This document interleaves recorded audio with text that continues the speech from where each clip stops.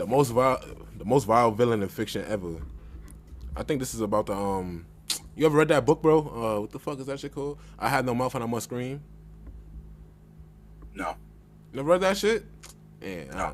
Well, it's probably about the game or the book, one or two. I know it's about the fucking computer, nigga. There are 387 million miles of printed circuits that fill my complex.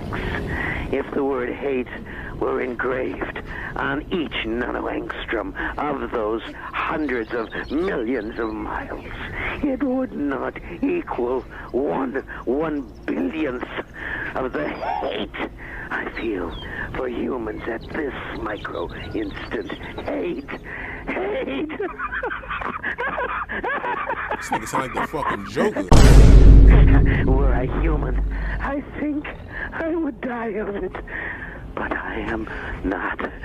And you five are. And you will not die of it. That I promise. And I promise.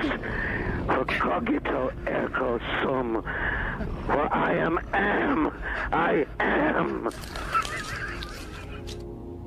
When I made my only somewhat okay video 3 months ago about the most vile villain in comics ever, a lot of y'all expressed who you thought was the most vile villain in fiction ever. Going through the comments, the one I expected to see the most and came true was Griffith. Then there was Judge Holden, Light Yagami, Hannibal Lecter, or Man from Bambi, or the Boiled One, or the I Always Come Back guy, or Randall. But I really and truly believe there is someone, or maybe more appropriately phrased, some— Who you think is the worst, like, the worst villain in comic books type shit? Other than the niggas he just said. Comic books, manga, whatever, anime, whatever. Real world, whatever.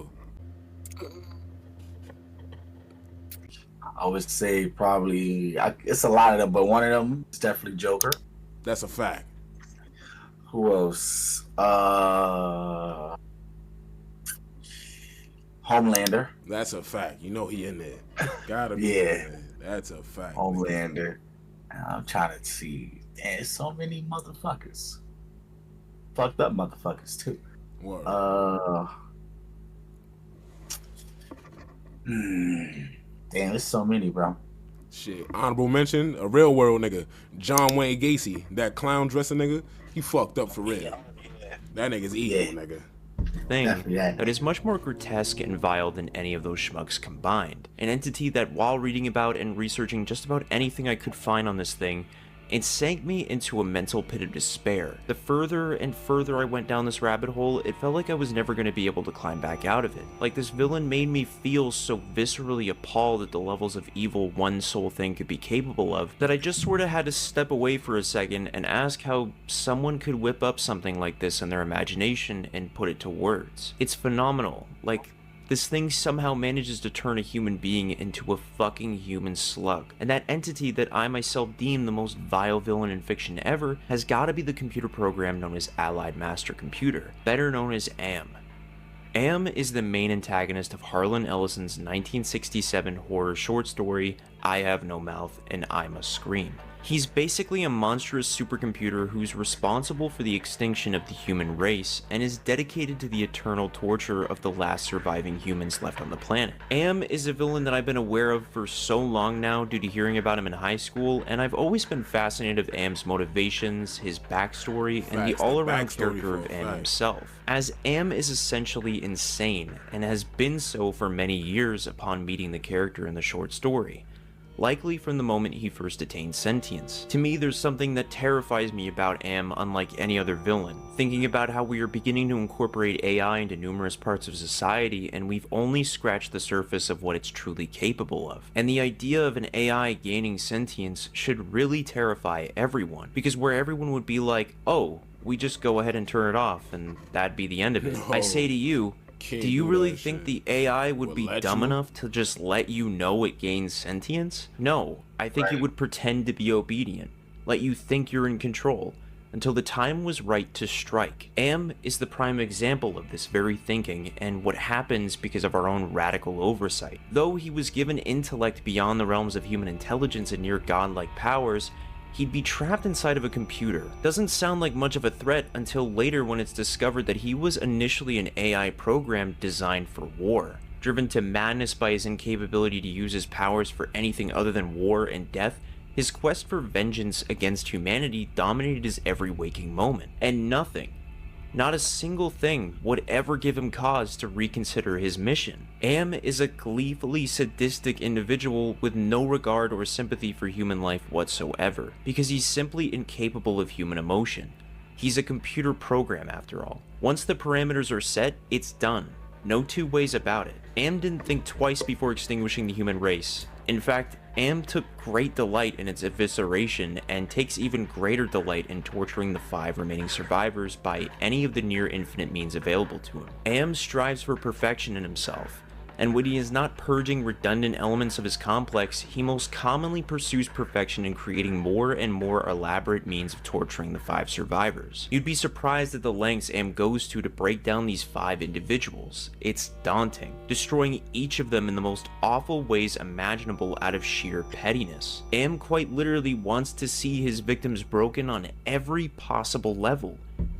Imagine some shit like have you keep you alive for 100 years and plus just keep killing your ass and keeping you alive type shit, or torturing your ass. Like, it's like, damn nigga, you don't get bored? That shit a computer that just really hate humans. That shit ain't getting bored of killing your ass. That shit fucked up. It's crazy, bro. Like nigga, some pussy. Said build you some pussy. Especially if it means allowing them to succumb to their baser natures. If I had to be honest, I truly believe he is the most vile villain in fiction. I can't express that enough. But since the book is filled with a whole lot of words and no pictures, I guess I can't really make much of a video about this. Psych! There's a motherfucking comic about him! So you best believe that we're definitely gonna talk about it today. But only if you guys are interested. What you said? Stop, bro. Pause that. This nerd ass nigga. Psych, there's a motherfucking comic. Shout out my son Mullet, man. Yo, Psych is a motherfucking comic. Oh my god. I'm crying. It's cool though. We cool with it, you my are? nigga. I want to watch that Okay. shit, bitch. Hurry up. So the thing about this story is that because it's based off of the short story, I can't help but express enough how much you should actually read the original. I know it's a whole lot of words, and not often do I myself like to read stories without pictures, but it's for sure worth it. It's also only 11 pages, if that's enough of an incentive to make you go ahead and read it. There's also a phenomenal audio drama from BBC on YouTube you can check out with the link in the description below. It's utterly gut-wrenching and a must-listen. But without further ado, let's get into it.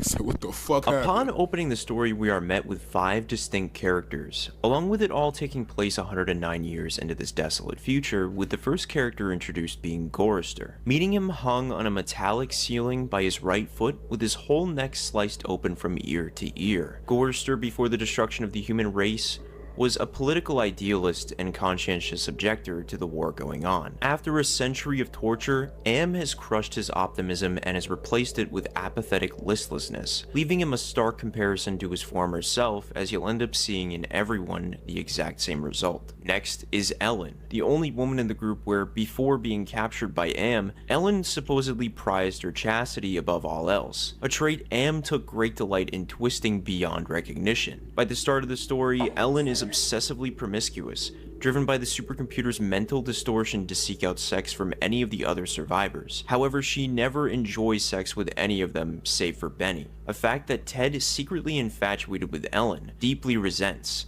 as the only member of the group she likes to any meaningful degree. Seeing Benny harmed is guaranteed to drive Ellen into a hysterical fit. Benny, before Am's takeover, was a brilliant scientist well known for his good looks. As with all the survivors, Am deliberately inverted everything about him. Throughout his torture, Benny has been mutilated and distorted into a hideously deformed simian being. I was about to say, nigga, Benny is fucking chopped. Talking about handsome looks. Beastman. You say look like a what? A lion? Like a lion. Well, a monkey lion ass nigga. Word.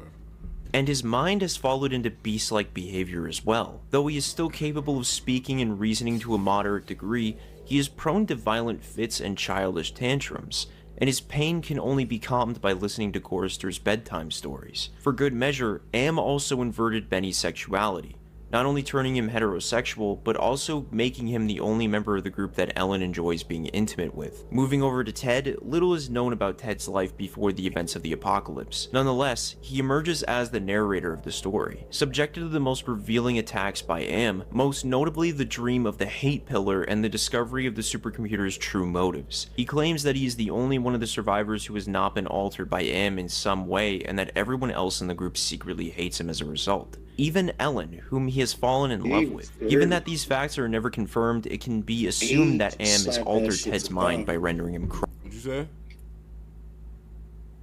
What happened? Somebody said something? I'm bugging? That's just says something.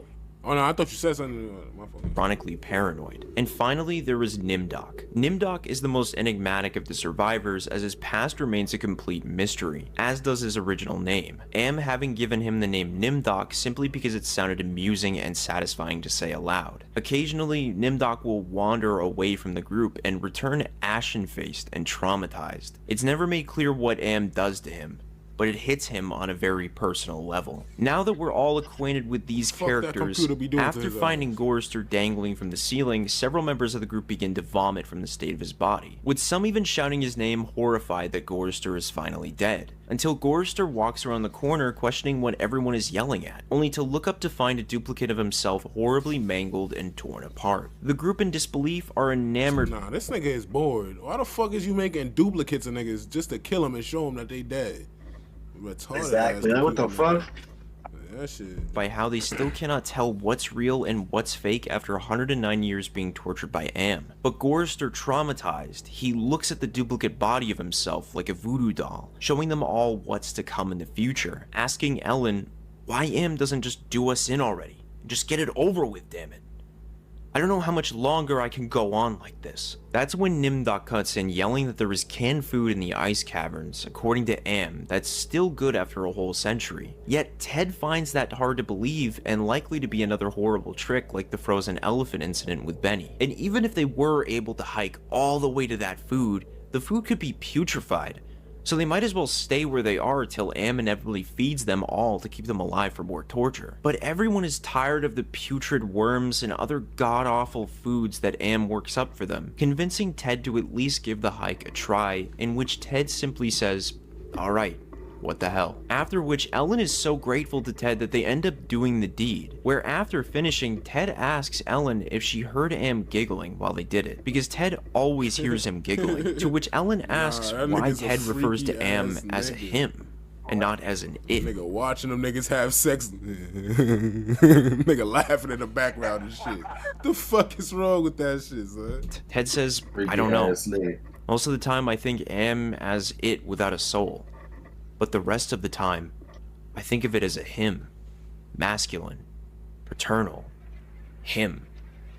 God as Daddy the Deranged. Heading out on a Thursday, knowing the day was especially important for Am to keep up with the time, and even more important to remind them constantly of their eternal torture. The idea of being kept alive artificially for well over 109 years, eating worms, never seeing the sun, and to add being tortured every godforsaken day by Am, it's really a wonder how they muster the will to keep going. But it isn't like they really have a choice in the matter at all. Their journey to the ice caverns would be about 100 miles from where they were, and before kicking off their arduous journey, Am sent down food for the group that tasted like boiled boar urine, but it was food, and they desperately needed it. See, because no matter how close to death the five may have crept up to, Am always made sure he kept the five barely alive. Even if they tried killing themselves, Am always brought them back, and since it's been well over 109 years, everyone has tried at least once. The next day, the group finds themselves walking through the Valley of Obsolescence, filled with rusting carcasses of ancient computer banks. Am had been as ruthless with its own life as with humankind. It was a mark of Am's personality. It strove for perfection, whether it was a matter of killing off unproductive elements in his own world-filling bulk, or perfecting methods for torturing the 5 of them. Walking through the valley, the 5 could see natural light beaming from above, meaning that they were somewhere near the surface. But at the surface, there'd be nothing but the blasted skin of what used to be home to billions. Now only a wasteland to the 5 of them stuck with Am. But Benny chose to believe something different as he would scale rotted and rusted piles of computer parts till he could reach the surface. In the midst of Benny's escape attempt, Ellen would plead for the others to stop him, but Gorrister would slap Ellen and beat on her, shouting that she's only worried for Benny dying because of his privates being as big as a gorilla's. Courtesy of Am. Climbing further and further up, Benny's eyes began to emit beams of light, turning them into moist pools of pus-like jelly. Am had blinded him and sent him back down to hell, where he lay blind in pain, unable to stop crying. After these events, later the 5 made camp sitting around a pathetic fire, telling Benny his favorite story to keep him from crying in his own perpetual darkness. The group always told the same story 1,000 times. What does Am mean? At first it meant Allied Master Computer, and then it meant Adaptive Manipulator, and later on it developed sentience and linked itself up, and they called it an aggressive menace. And finally it called itself Am, Emerging Intelligence, and what it meant was I am. Cogito ergo sum. I think, therefore I am. There was the Chinese Am, and the Russian Am, and the Yankee Am, and he stopped. Benny was beating on the floor plates with a large, hard fist. He was not happy. Gorrister had not started at the beginning, so Gorrister began again. The Cold War had started and became World War III, and just kept going and going. It became a big war, a very complex war, so they needed the computers to handle it. They sank the first shafts and began building Am. There was the Chinese Am, and the Russian Am, and the Yankee Am, and everything was fine until they had honeycombed the entire planet, adding on this element and that element. But one day, Am woke up and knew who he was, and he linked himself, and he began feeding all the killing data until everyone was dead, except for the 5 of us, and Am brought us down here. None of them knew why Am had saved 5 people, or why the specific 5 of them, or why he spent all his time tormenting them, or even why he made them virtually immortal. But questioning further, they were interrupted by the sound of a computer bank's hums, activating lights all around the 5 of them growing louder and louder, with everyone knowing something really bad was going to happen. Growing more and more paranoid by the second, Ted could feel something closing in on them. He could feel it, he could hear it, and most of all, he could smell it. The smells of wet fur and charred wood and dusty velvet, or rotten orchids, sour milk, sulfur, and rancid butter and oil. Looking back at the other 4 to find them all laughing at Ted as he collapsed further into a nervous breakdown, hiding himself away from the others as he continued describing the myriad of smells and tastes he felt. Finally, hours later, the group would manage to find Ted, where he'd give them all grief for laughing at him, and that they all hate him for being the least affected by Am. For Nimdoc, no one knows what personal hell Am gives him, but they know how Nimdoc always comes back, always drained of all life and pale as a ghost. Gorrister had been a warrior, a conscientious objector. He was a peace marcher. He was a planner, a doer, a looker ahead. Am had turned him into a shoulder shrugger, had made him a little dead in his concern. Am had robbed him. Benny had been a brilliant theorist, a college professor. Now he was little more than a semi-human. He had been handsome. The machine had ruined that. He had been lucid. The machine had driven him mad. He had been gay, and the machine had been given him an organ fit for a horse. Am had done a job on Benny. What the fuck is going on? So that nigga was gay too? Nah, this computer nigga is fucked up, nigga. Nah, that ain't shit. That ain't shit. What the fuck? And this nigga right here weird. He tight about that shit. He gave him something fit for a horse, nigga. He's tight about that shit. Am had left her alone, had left her to be used by the men, completely and utterly warped her into someone she couldn't even recognize. Am grabbed her and brought her down here with them. No, Am had given her pleasure even if she said it wasn't nice to do. Ted screaming and yelling manically that they all hate him for being the only sane one left, for being the one that Am hasn't made to suffer all the delusions, the nightmares, the torments, and for that they all are against him. At which point it passed, and Ted began crying. "Oh Jesus, sweet Jesus," Ted said. "If there was ever a Jesus and if there was ever a God, please, please, please let us out of here, or kill us. Because at that moment, Ted realized completely that Am was intent on keeping them all in his belly forever, twisting and torturing them forever, in which it also became hideously clear that if there was a sweet Jesus, and that if there was a God, that God was Am. After Ted's horrifying realization, the group would be thrusted in the air, carried, flying through twisted computer-lined corridors, flying for what'd feel like weeks, until suddenly they all stopped, hitting the sharp, jagged ground in pain, not dead, but in pain. In the realm of dreams, Am haunted his victims the most. There are 387 million miles of printed circuits that fill my complex. If the word hate were engraved on each nanoangstrom of those hundreds of millions of miles, it would not equal one billionth of the hate I feel for humans at this micro instant. Hate.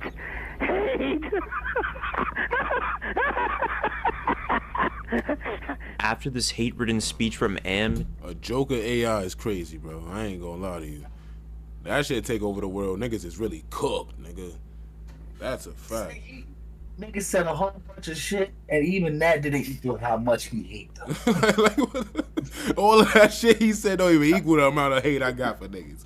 Nah, like, I don't know what he said for real, but I know it was niggas said, what the fuck?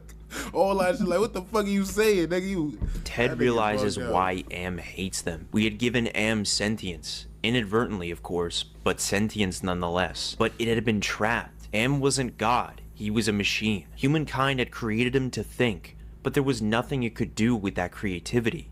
In rage, in frenzy, the machine had killed the human race. Almost all of us. And still it was trapped. Am could not wander, Am could not wonder, Am could not belong. He could merely be. And so with that innate loathing that all machines had always held for the weak, soft creatures who had built them, he had sought revenge. And in his paranoia, he had decided to reprieve 5 of us for a personal, everlasting punishment that would never serve to diminish his hatred, that would merely keep him reminded, amused, proficient at hating man, immortal, trapped, subject to any torment he could devise for us from the limitless miracles at his command. We would be forever with him. He was earth, and we were the fruit of that earth. And though he had eaten us, he would never digest us. We could not die. We tried it. Oh, 1 or 2 of us had, but Am had stopped us. I suppose we wanted to be stopped. Don't ask why, I never did. More than 1,000,000 times a day. Immortal, yes, but not indestructible. As Am later withdrew from Ted's mind, muttering, "To hell with you. But then you're already there, aren't you?" As Gorster would yell at Ted to snap out of it and to look behind him to find a great mad bird flapping its immense wings, to which Am would announce that they may kill the mad bird for food, dropping down weapons like 2 flimsy bows and a water gun as a funny little gag. But with that hopeless opportunity presenting itself, the ice cavern's food became all the more achievable in their hearts, rather than killing this mad bird. Nigga. This nigga dropped a bow and arrow, a little ass pistol. I don't even know what the fuck this is right here. I don't think this is nothing for real. Nah, this nigga's fucked up. Water gun. So off they went, setting off dozens of traps laid out by Am to prevent them from reaching the ice caverns, which had managed to fatally wound both Ellen and Nimdok in the process. Yet no matter how torn apart, Am would heal them back to tip-top shape and repeat the whole process all over again. Yet despite Am's efforts, the group kept pushing forward towards the ice caverns. During their walk, which felt like forever, the group would all talk about food.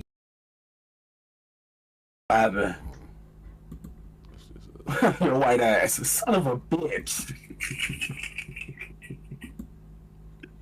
Yo, this say everything you said over. Till they finally reached the ice caverns, where they finally had found the stacks of canned foods Nimdok said would be there from the very beginning. Hold on.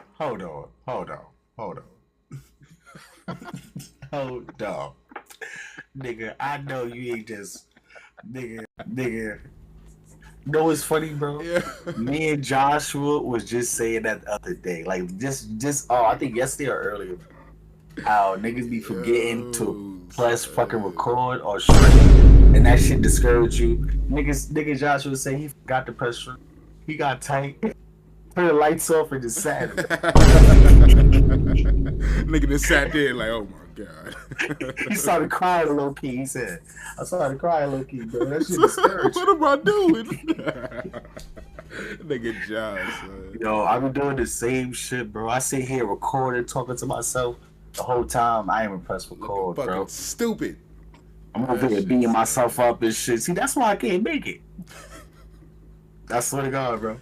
Yo, this shit is pissed me off. Beans, tuna, chili, sweet corn, Spam, things they had craved for over a century. Biting at the cans to try and open them to no avail, for they simply lacked a can opener. So in a fit of frustration due to the inability to open the cans, Benny, in an almost beastly feral state, lunges towards Gorrister's face, eating a chunk of his left cheek. Ted, witnessing this horror, finally understood how to finally beat Am by simply killing each other, stabbing ice spikes first into Benny, then ramming one ice spike through Gorrister's neck, then ramming another ice spike into Nimdok's back, thanks to Ellen, and finally stabbing Ellen through the heart. As Ted would exclaim that it was almost as if while killing Ellen, so wait, she looked I thought glad. he did all that, but Shorty killed one of them too.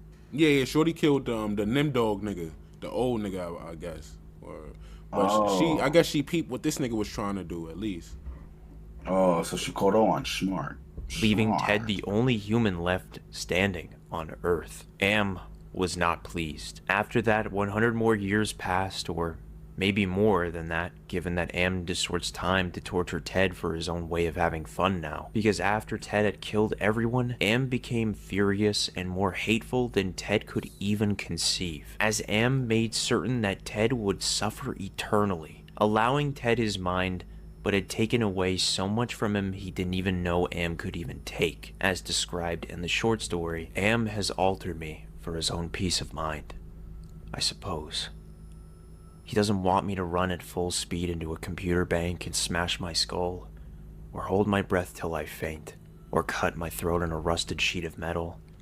There are reflective surfaces down here. I will describe myself as I see myself. I am a great soft jelly thing, smoothly rounded, with no mouth, with pulsing white holes filled by fog where my eyes used to be, rubbery appendages that were once my arms, bulks rounding down into legless humps of soft, slippery matter. I leave a moist trail when I move. Blotches of diseased, evil gray come and go on my surface, as though light is being beamed from within.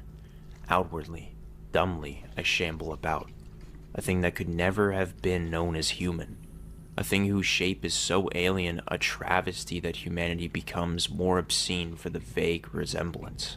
Inwardly, alone, here, living under the land, under the sea, in the belly of Am, whom we created because our time was badly spent, and we must have known unconsciously that he could do it better. At least the four of them are safe at last. Am will be the matter for that, and it makes me a little happier. And yet, Am has won. Simply, he has taken his revenge, for I have no mouth, and I must scream. Hell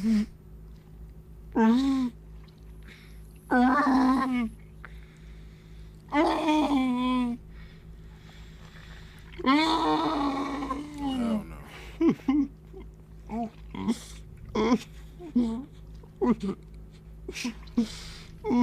I ain't gonna lie, that is fucked up right there. Nigga turn him into something. What the fuck? Nigga turned into a fucking organism. I don't even know what the fuck he is. This nigga like a slug. He can't even talk. Scream and shit. Like, that is. That nigga turned. Yo, fuck. That's fucked up. Word. The only human left too at that, nigga. That was I Have No Mouth and I'm a Scream. I remember before making this video that I was going to point out the differences between the book and the comic, but surprisingly the comic stays incredibly faithful to the book on all levels. This is likely attributed to the fact that Harlan Ellison had to do with the making of the comic, along with combining several of his other short stories in the comic as well, called Harlan Ellison's Dream Corridor. With the comic being filled to the brim with the most out there type of stories that are definitely worth a read. I've read this story multiple times over, and I swear I've never been more in a state of existential dread. The levels of mental and physical torture Am inflicts on his 5 victims is insurmountably evil. How he forces Helen to be a sex object for the group. How he turned Benny from a brilliant mind into an ape-man unable to think for himself. How he literally drained the life from Nimdok's body and give him permanent amnesia just to rename him Nimdok because Am liked how the name sounded, or how he tortured Gorrister by showing him how he'd look upon dying, and worst of all, what he turns Ted into by the end of the story, cursed to remain a human slug kept artificially alive for all of eternity. Thinking about it, I can't imagine being one of these 5 people, and how horrible the day-to-day life would be, going months and months without eating, being torn apart virtually from the inside out. Although the story is quite short, the pace at which it covers everything more than makes up for that, with each page somehow outdoing the last. Going over the starvation, their walks in the most desolate of caverns, praying for death, the endless tortures until they begin happening so often, like them, you begin to drown it all out as they've learned to for 109 years. You sink into each character's headspace and look through their eyes to find that anything would be better than this. Alright, shout out to my son Mullet, man, yo. Damn. Ain't no more longer, nigga. I ain't got that word. That shit was tough, though. I'm not gonna lie. That shit was tough. I ain't gonna lie, son. That YouTube, bro, that nigga work is magnificent, bro. How he just broke, like that YouTuber, bro, that nigga work is fire. How he just broke that shit down. The way he nigga, we watched the fucking, what's this shit called? What's Bullseye shit? Remember we watched Bullseye shit? This nigga did. Oh yeah. Wow with that shit. That ass, bro. I can imagine he in his room and he in the mic going crazy, like talking. To that shit, so crazy. And he probably get tired when niggas walk in. Damn. What the fuck do you want? Niggas start tweaking on him. Get the fuck out. I'm messing up with my craft. Nah, so don't cry. Yeah.